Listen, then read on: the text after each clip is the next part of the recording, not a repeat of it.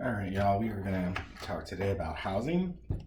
And if you remember from previous classes, housing is one of those, super complex, super challenging issues that cities and our nation are grappling with in terms of ensuring that everybody has adequate, affordable housing. And that means different things for different people. It means different things in different parts of the country. If you look at like San Francisco, for example, people making six figures qualify for subsidized housing because the market in San Francisco is so out of control. Whereas if you're in Detroit, you can buy homes for, $100. Now they may be falling down, they may have, all the pipes and wiring ripped out, but you can buy them cheap and then spend some money fixing them up if you want to. So, there's not a one size fits all solution for housing. It's not something that we can solve really at the national level because there's so much complexity and so much differentiation in the market. Not just between states and cities, but also within cities. The housing market in one neighborhood can be entirely different from another neighborhood in the same town. So it's a complex issue. There's a lot of moving parts to it, and trying to ensure that we're providing adequate housing is really the biggest issue that cities are having to deal with. So what we're going to talk about today is some broad themes of how we can address this. We're going to look specifically at River Falls and the context of our community here and some of the housing challenges that have been identified for River Falls, to put this in context, hopefully that makes it a little more approachable for y'all to get a good handle on what the issues actually look like at the local level. So we will start here. And it's important to note there is no right to housing in the United States. We have certainly enumerated rights, and housing is not one of them. So we can't say that everyone has a right to a home. Now you hear politicians sometimes talking about it as if people do, but there's not anything in the Constitution or other laws that actually mandates everyone have a home. But obviously without stable housing, people are not going to thrive. They're not going to be successful if they don't have adequate shelter. And so providing appropriate housing for people is kind of fundamental to ensure community well-being, individual well-being, quality of life, allow people to be successful. So we need to understand how and why housing challenges exist, and put in place some policies that actually fix the problem. And the challenge is that low-income people are at the mercy of a system designed to extract wealth. And so, the way our housing system works, it's basically designed to pull money from people, particularly the rental market, right? It's about using people basically as a money pit and pulling money from them. And this is not everyone, obviously. There are good landlords out there that do the right thing, but oftentimes low-income people in particular are at the mercy of their landlords, who view them simply as a resource to be extracted, money to be pulled from them, and minimal investments made to provide actually adequate shelter. And so things like maintenance is oftentimes deferred.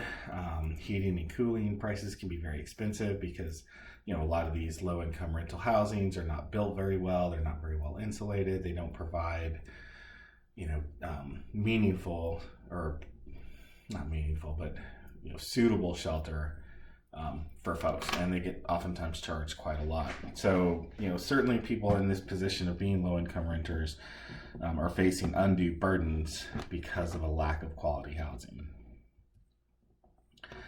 And it's important to note that the majority of low-income families receive no housing assistance. Only about 1 in 4 low-income at-risk renters receive federal rental assistance, whether that be Section 8 vouchers or public housing or other forms of public housing or housing assistance that we'll talk about. And so that's an important thing to note when we talk about affordable housing. It's not just we need to subsidize it more. It means the large majority of people aren't subsidized at all.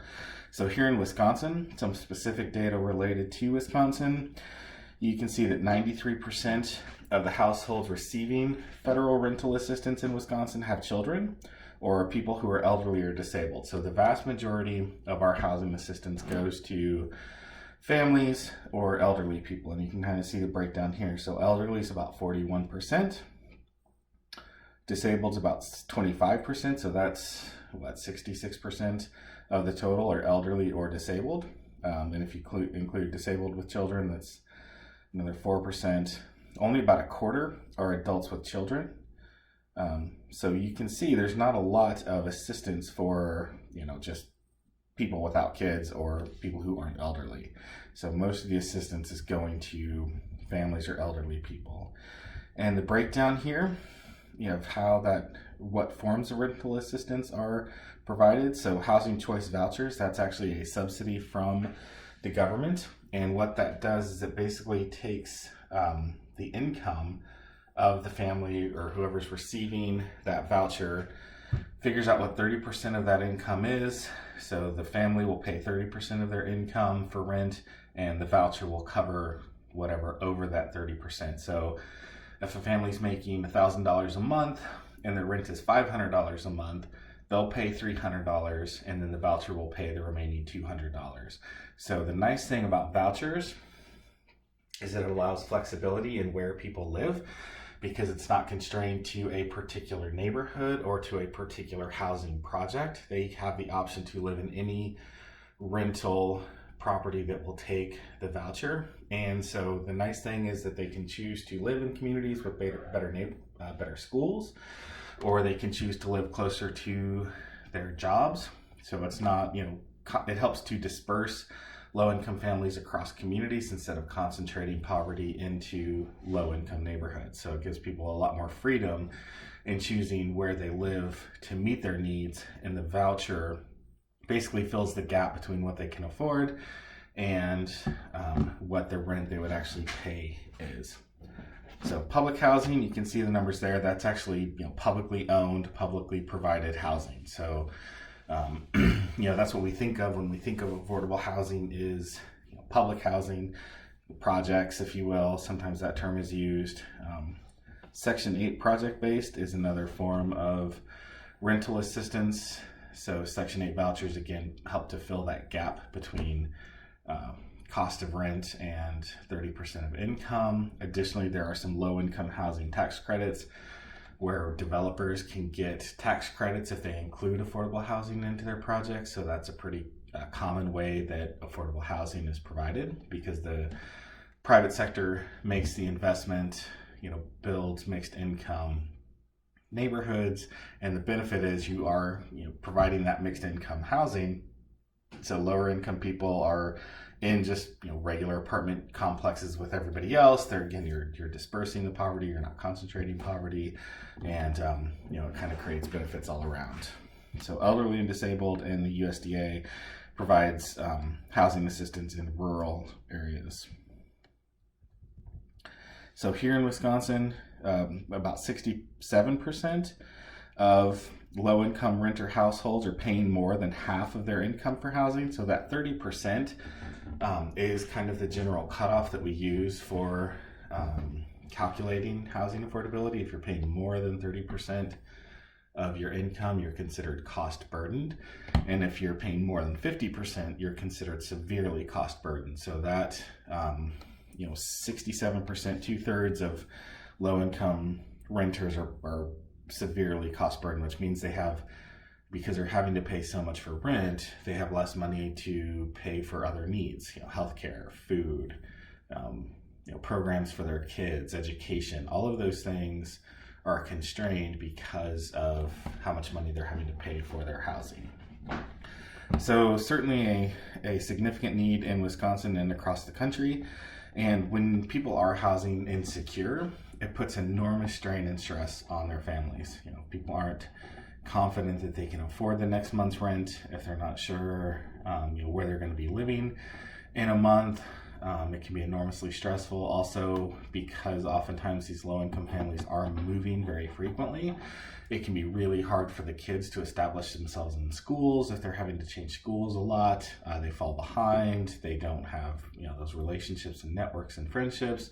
And so it can be really easy for these kids just to drop out of the system entirely because they are moving around so much. So these are all issues that come from housing insecurity. And obviously we're seeing now with this massive economic disruption from the coronavirus, we could have enormous issues going forward of, people not being able to afford their rent in the next week or two. As the first of the month comes around, people just lost their jobs. Rents are going to be due on the 1st, and people are going to be struggling to pay that. So certainly some challenges ahead because of the current situation as well.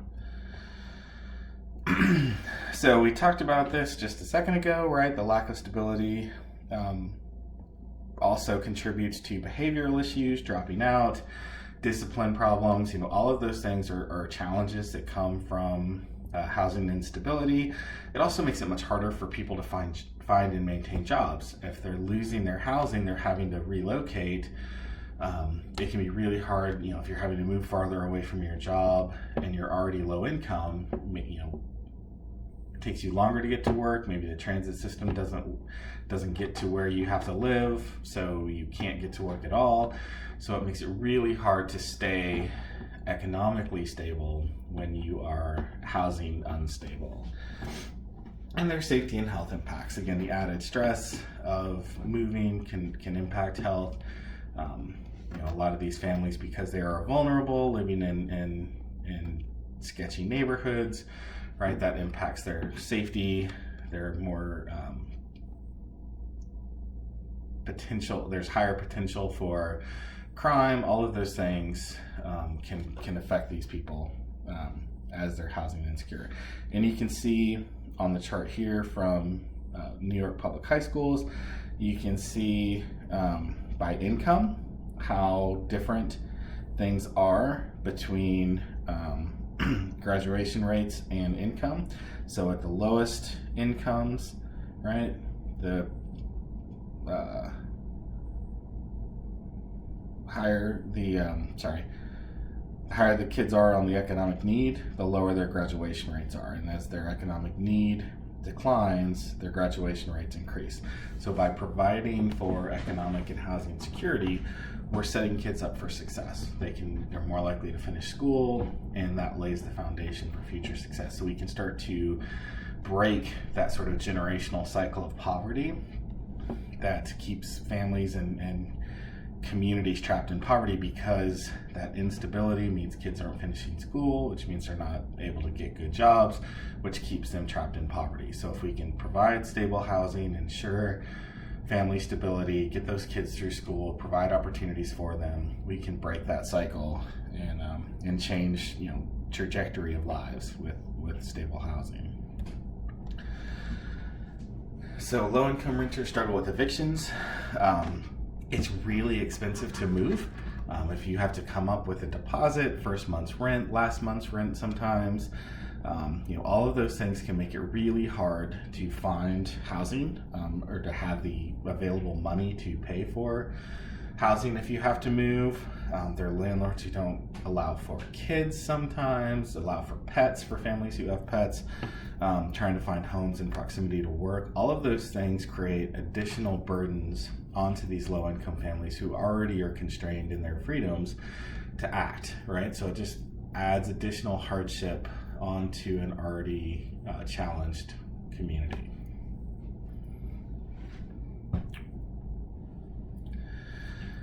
So because of the costs and difficulty of moving, because it can be hard to find new places to live, and especially if you have evictions on your record, it can be impossible to find a place to live. That gives landlords a lot of leverage over tenants, and so they can use that threat of eviction to keep renters from complaining about inadequate maintenance, to keep, if maybe there's vermin in the property, or appliances aren't working, the air conditioner, heating system doesn't work properly, people are scared to complain about that because they're scared of being evicted and ending up without a housing option.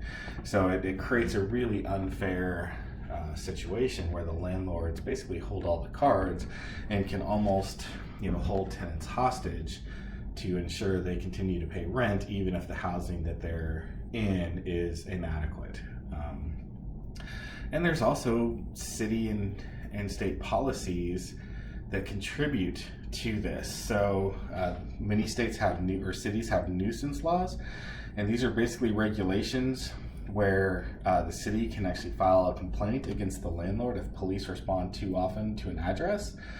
So basically the landlord can tell their tenants, don't call the cops, because if the cops show up too many times, the landlord can get in trouble. And so again, they can use that threat of eviction as a way to restrict behavior. And so you can imagine the kind of situation this might create in terms of domestic violence, child abuse, those kinds of issues, to where people are scared to call the police when they're in danger because they don't want to potentially face eviction if the police show up too often. And so domestic violence victims and other folks can be basically trapped into very unsafe situations because of that fear of calling the police. And so this is just an example of nuisance laws in Milwaukee. And so chronic nuisance properties, repeated police calls to a property with no action by the owner to address the issues may cause a bill for subsequent police calls. So basically in Milwaukee, if tenants are calling the cops, whether it be because there's crime in the area or domestic violence or whatever it is, if the cops show up too often, they're going to send a bill to the landlord. So what that means is the landlord is telling their tenants, don't call the cops.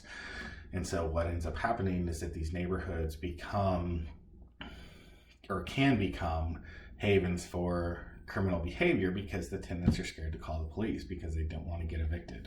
So it just contributes to that unfair power that landlords can have over their tenants. Is just another way to control their behavior and minimize their freedom to act in their best interests.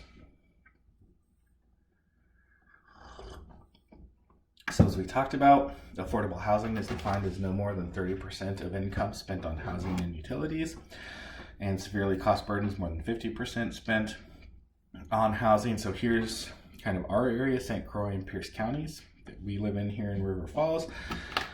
And you can see about between a quarter and a third of people in our 5-county region are considered kind of right at that cost burdened percentage. And so St. Croix County, it's gone down pretty significantly. The other counties, it's maybe gone down a little bit over the last few years. But still, that's a pretty high percentage of people who are paying more than that 30% for housing. And we are ranked number 30 in the country for housing affordability. An average household has to make $16.52 to pay for fair market rent on a 2-bedroom apartment.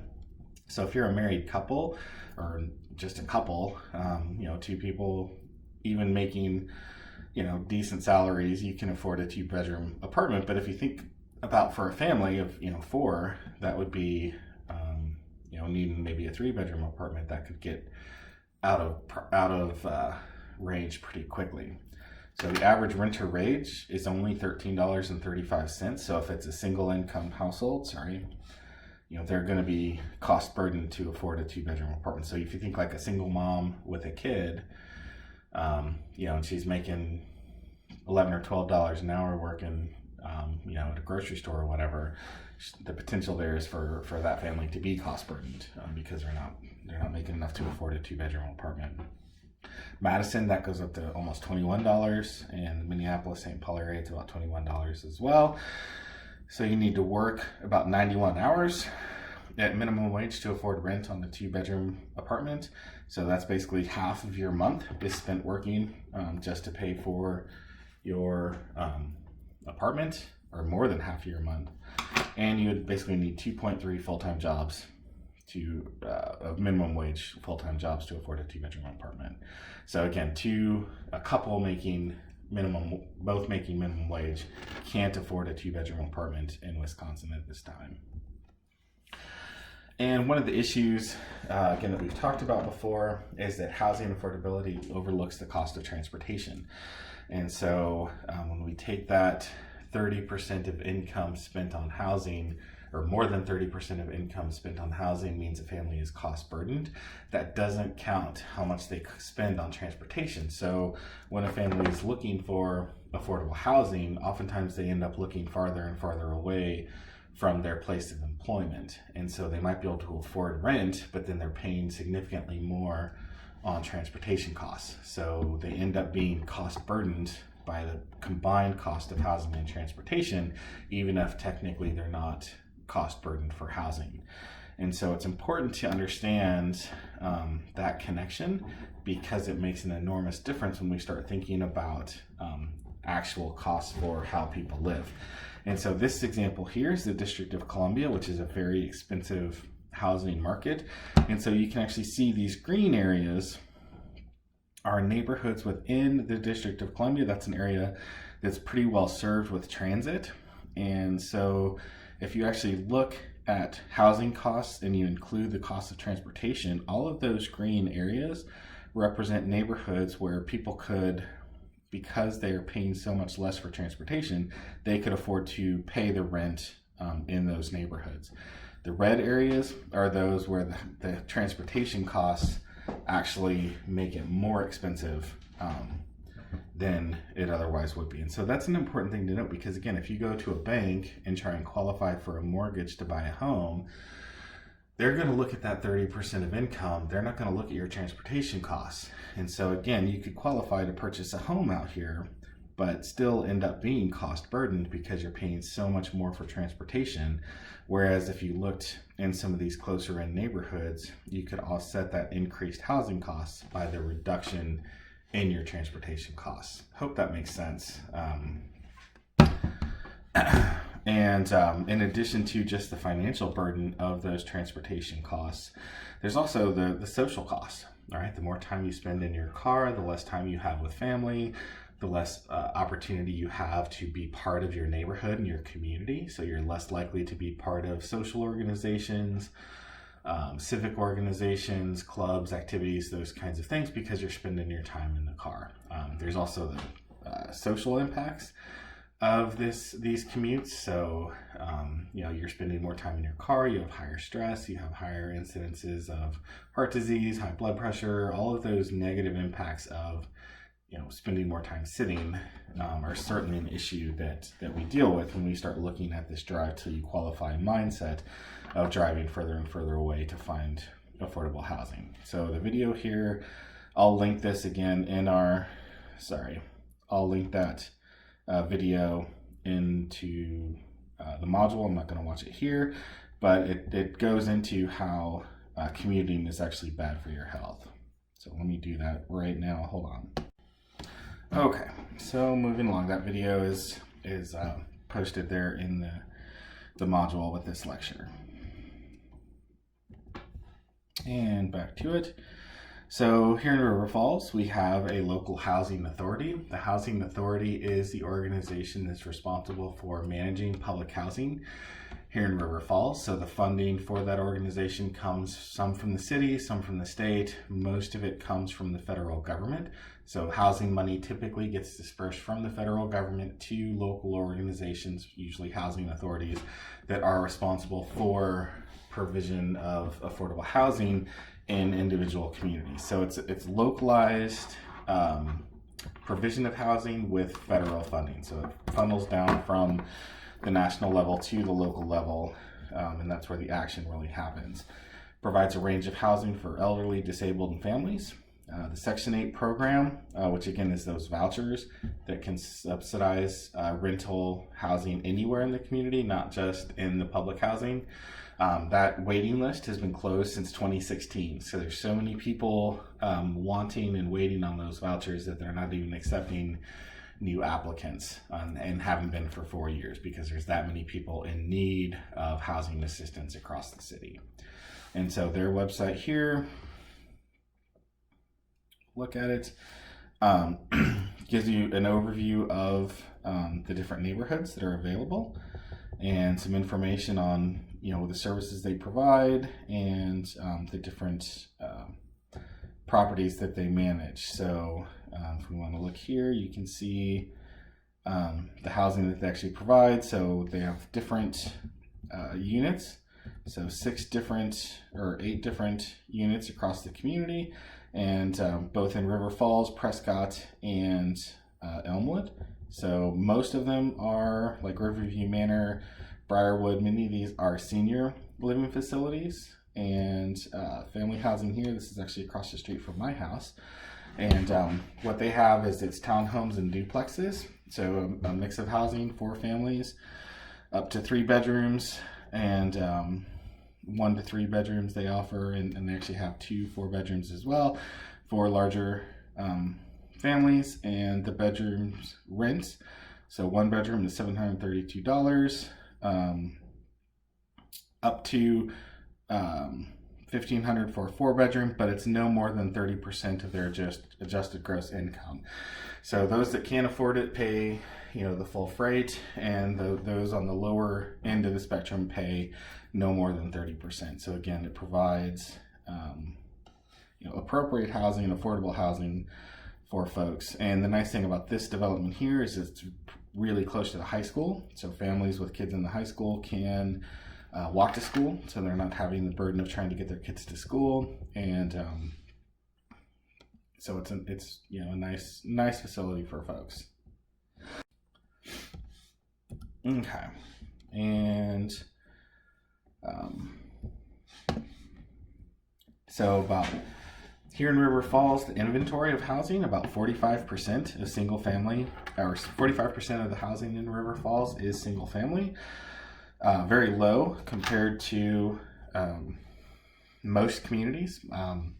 If you look at even Minneapolis, St. Paul, other bigger cities like that, up to 70-75% of the homes can be single family homes.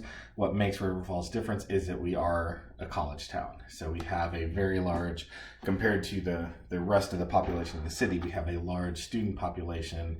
So we have a much higher percentage of multifamily homes than we otherwise would. About 16% are single family attached, so that'd be duplexes or townhomes. Not a lot of mobile homes.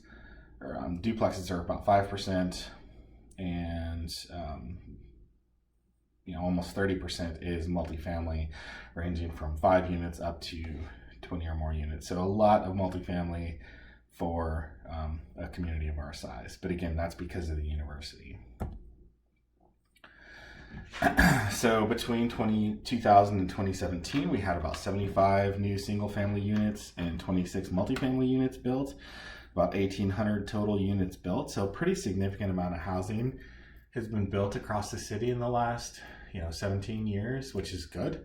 That helps obviously moderate the price when you have supply more or less keeping pace with demand.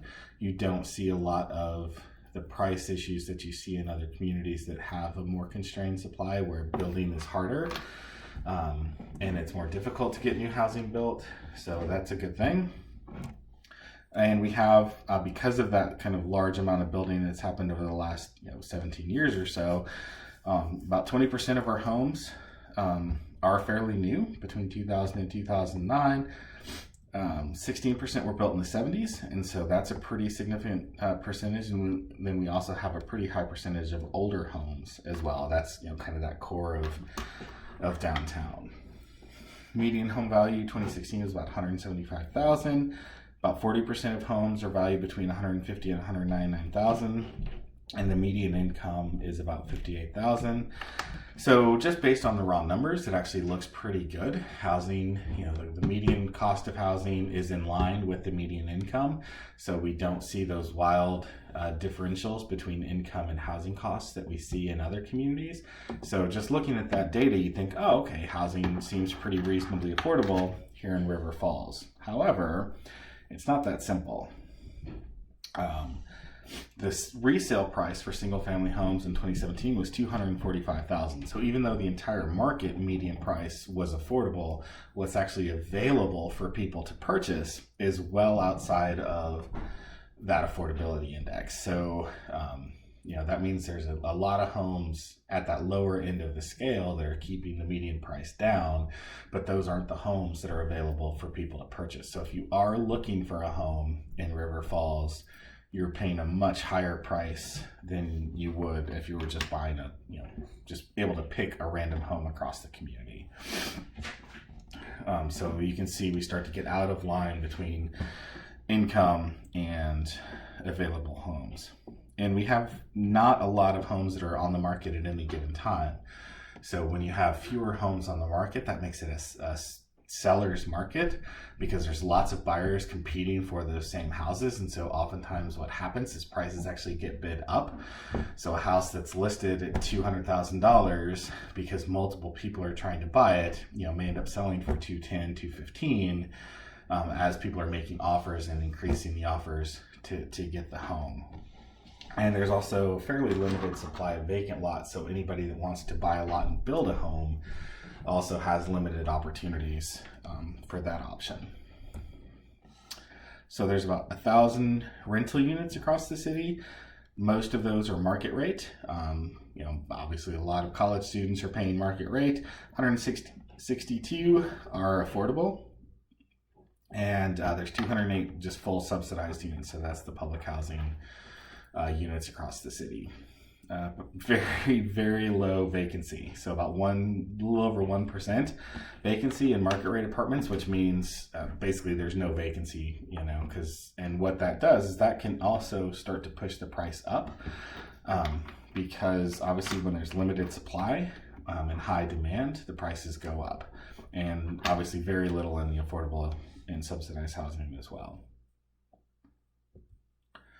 So the median rent's about $731, which means an income of $29,000 is required to not be cost burdened, to stay within that 30% of income being spent on housing. And this link here, sorry I didn't click on it. If you want to geek out on housing here in River Falls, you can actually look at their needs assessment. And so this was done just a couple of years ago and provides a wealth of information on the housing situation here in River Falls. 183 pages long. Don't suggest you read it all, but you can kind of skim through it and get a pretty good overview of housing situation here.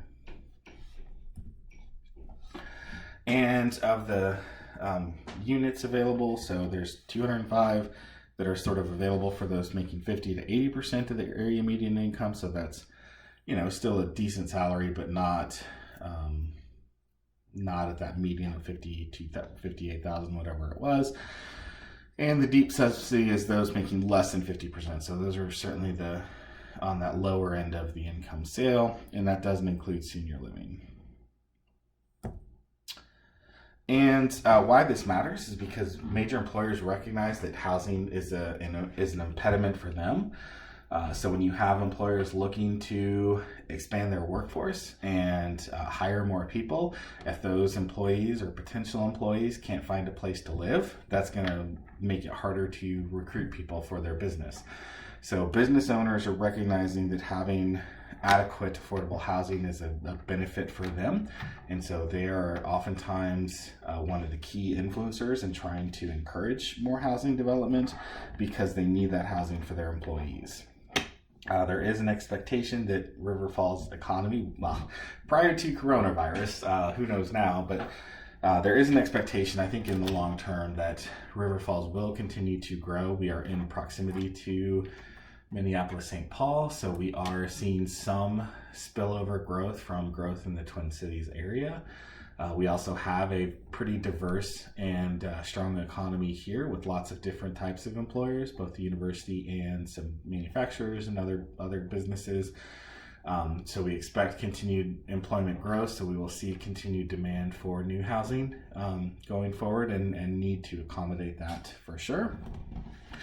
And as these new hires and commuters, people who choose to live in or want to live in a small town with still having access to either the Twin Cities or Hudson or other major Woodbury, those kinds of major employment centers, they're oftentimes challenged to find affordable housing or adequate housing to meet their needs.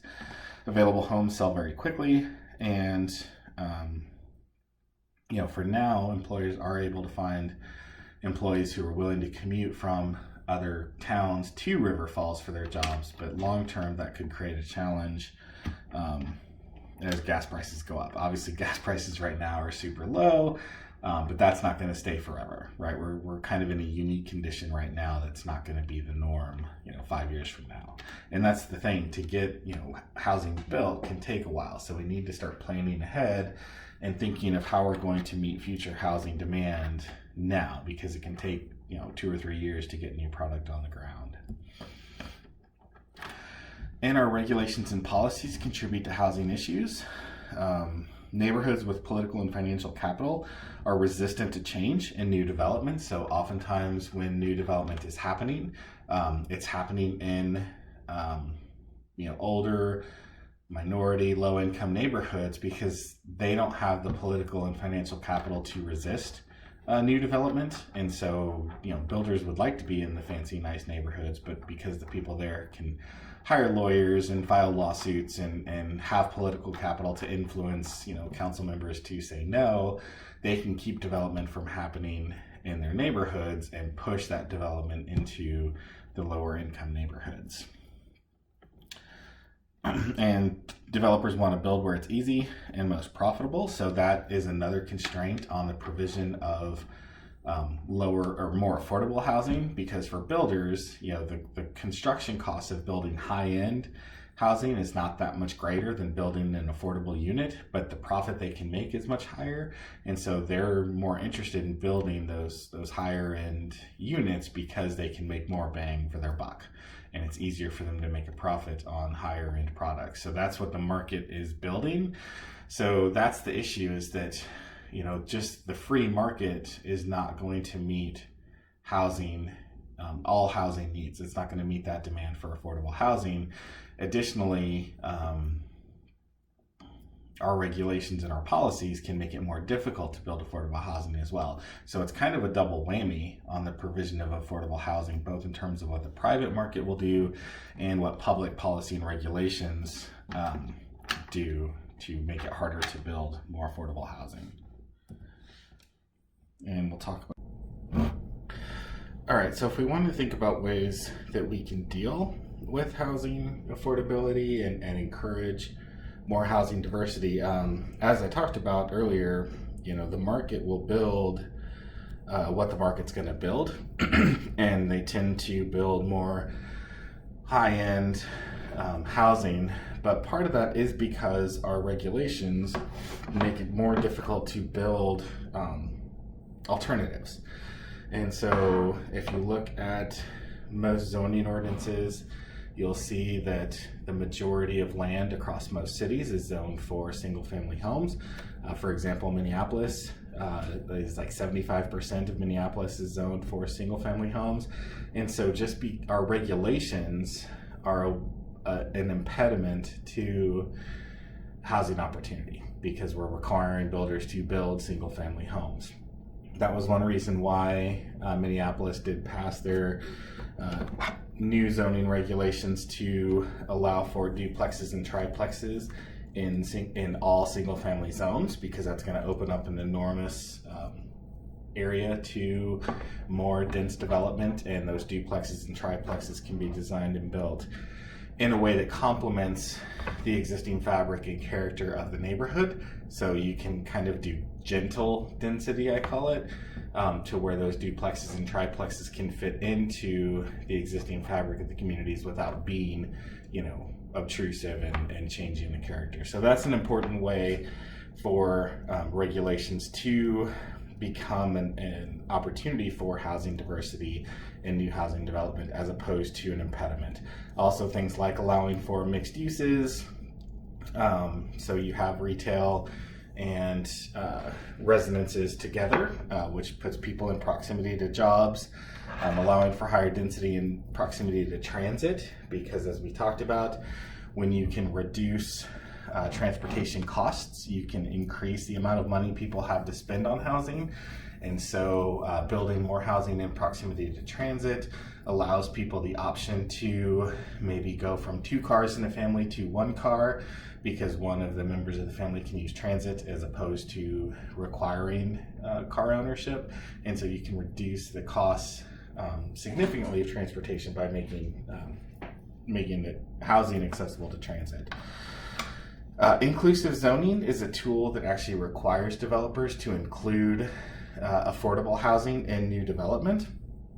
And so it's a way that it leverages the private sector to build affordable housing as new development occurs. And so for rental units, this is an example of Minneapolis's housing policy or inclusionary zoning policy.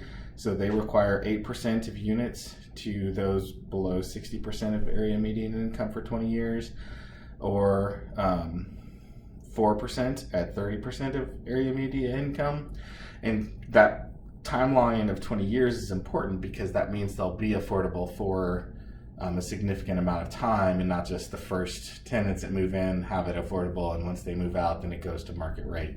So putting that 20-year timeline on there is important to ensure longevity of affordability in those projects.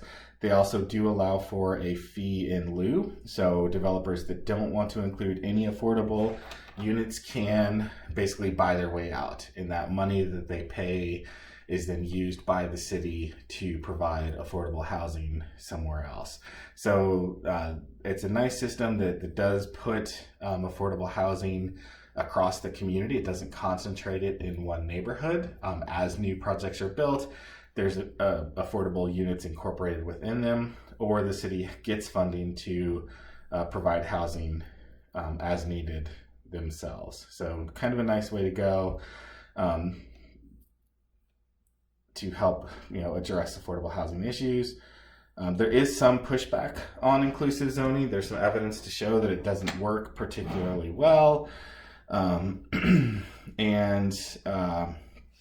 What we're seeing is that developers are saying it's going to, result in less affordable housing, because by requiring a percentage to be set aside for affordable rentals, it's going to basically make the finances not work on the entire project. So basically developers will not build anything because they can't make enough money on it if they're setting aside a percentage as affordable.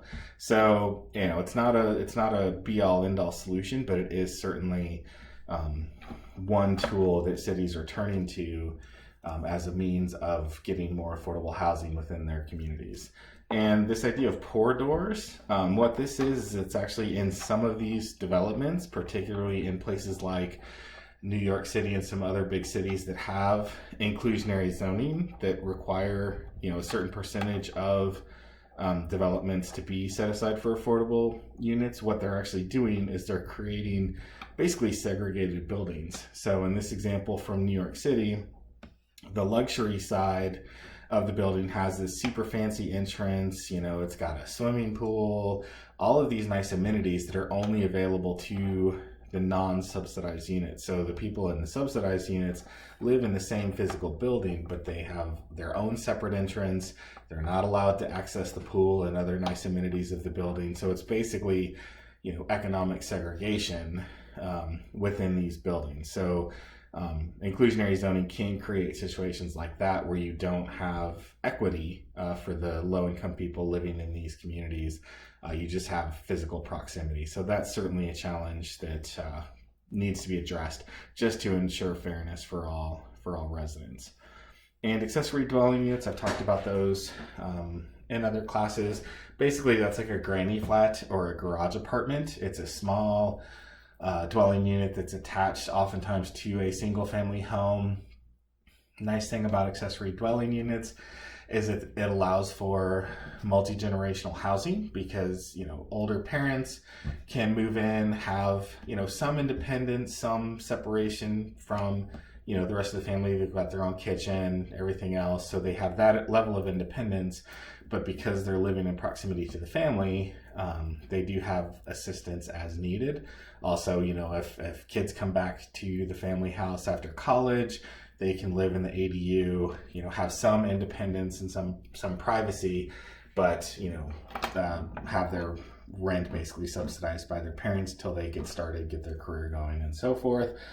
Additionally, they provide, if it's not for family members, ADUs can provide a low cost option because they tend to be fairly small. So for renters, they can be a nice, fairly low cost option, and the income generated from that accessory dwelling unit can subsidize the mortgage for the property owner.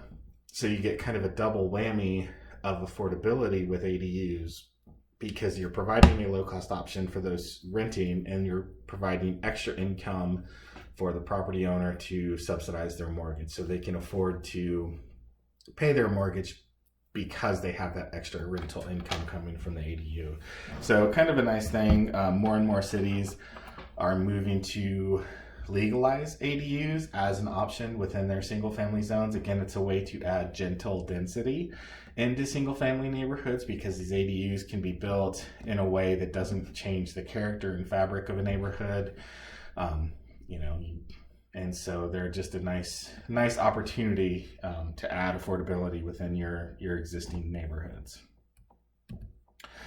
So some of the issues with housing that we need to make sure we deal with is that home ownership has been the primary wealth development tool for Americans.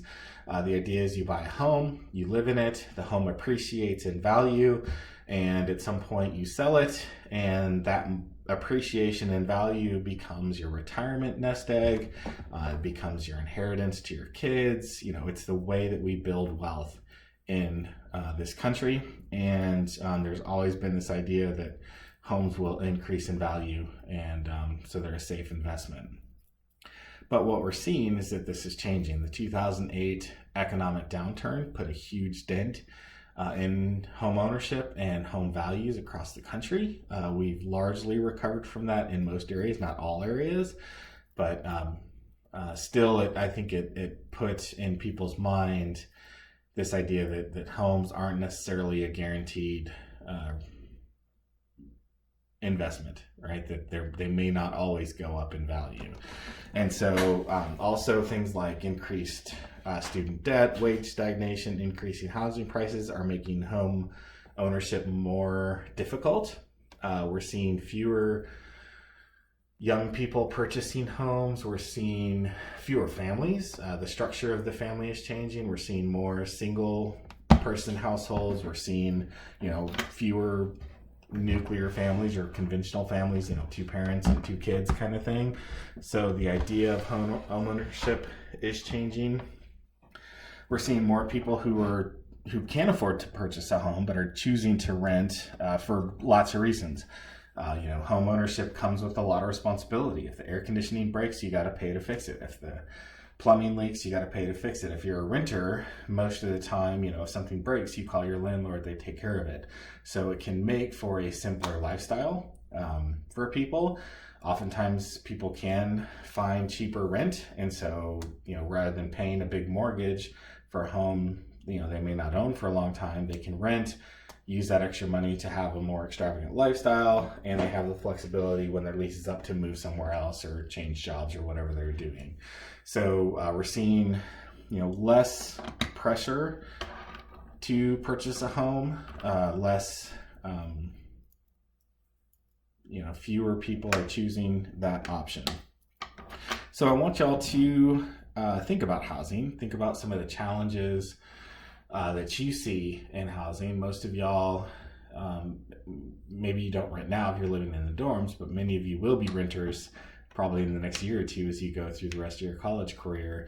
And so I want you to think about some of the challenges that you've faced in finding a place to rent. Maybe some of your friends are dealing with that. And so I want you to consider what are the issues and challenges in the rental market, and potentially some ideas on what can be done to fix that. So that's all I got for today. There's not really an activity for this lecture. but there will be one for future lectures. So hope y'all are doing well. Take care of yourselves. Be safe. I will see you next time.